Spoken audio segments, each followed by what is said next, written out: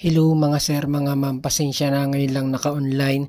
Comment nyo na po yung email address nyo. Sesendan ko kayo ng soft copy ng reviewer na ginamit ko nung nag-exam ako. Inuulit ko po, hindi po ako marunong mag-vlog at saka hindi po ako magaling sa math.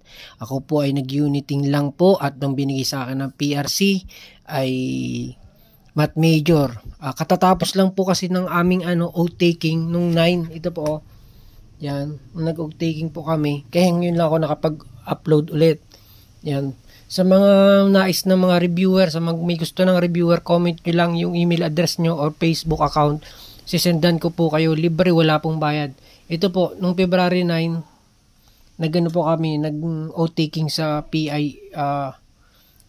Convention Center at nakuha ko na po ang aking. Ito po, yan. Sunod na rin po kayo mga loads, basta magtiwala lang tayo kay Lord, nagpray, tapos reviewin yung isasend ko na reviewer na soft copy. Doon lang po ako nagbase. Alam ko mas maraming magaling na math major kaysa sa akin. Ano pa ang tips ang bibigay ko sa inyo? Maggamit kayo ng calculator na ganito. Ituturo ko yung calculator technique next week. Masyadong busy lang ngayon kaya hindi pa ako makapag-upload ng mga tutorial. Tapos aralin nyo tong an angle is 14 degree more than its complement, find its supplement. Maraming paulit-ulit na ganitong question. Hindi ko lang alam kung binabago lang nila yung number. An angle is 15 degree, an angle is 20 degree. Paiba-iba lang yung loads pero ganyan yung mga tanungan sa exam. So, hindi yan mismo yung lumabas sa exam, pero ganyan yung mga tanungan, mga topic. Hindi ko alam kung ano tawag sa mga topic na yan. At saka, mga loads, nagpapasalamat ako.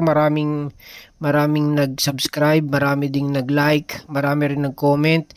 Ngayon po, re-replyan ko po kayo ngayon. Ngayon na po, ngayong araw na to, re-replyan ko lahat naman nag-comment at sasendan ko po ng soft copy ng reviewer. Papasa na rin po kayo na yan. Katulad ko po, lumuwas po ako ng Maynila para mag-oath. Ito po oh.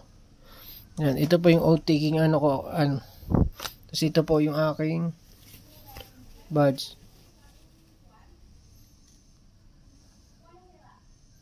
Yan. Kayo rin po, susunod na po kayo dyan. Tapos ay may sasabihin lang po ako yung simplify. Sana po magawa nyo po yung simplify ng mabilis lang na pagsagot. Kasi ako nung unang exam ko, sobrang bagal ko mag-simplify. So pangalawang exam ko, inaral ko yung calculator technique ng pagsisimplify. Sobrang dali lang po, halos 1 minute, pasok na, tapos na kagad yung sagot. Madali lang po talagang exam. Alam ko marami ditong bumabagsak. Kasi po, masyadong malawak ang math. Masyadong marami kayong nire-review. Sobrang dami. Pero kung mayroon kayong buod o topic na pwedeng reviewin lang, nasa reviewer ko po, isesend ko po yan libre dahil sinabi ko kay Lord, makapasa lang ako, mamimigay ako ng libreng reviewer, ibibigay ko po sa inyo ng libre. Mag-comment lang po kayo ng inyong Facebook or email account, sisendan ko po yan, promise. Ngayon din po, ngayon ko na po isesend dahil wala po akong gawa, karating ko lang po.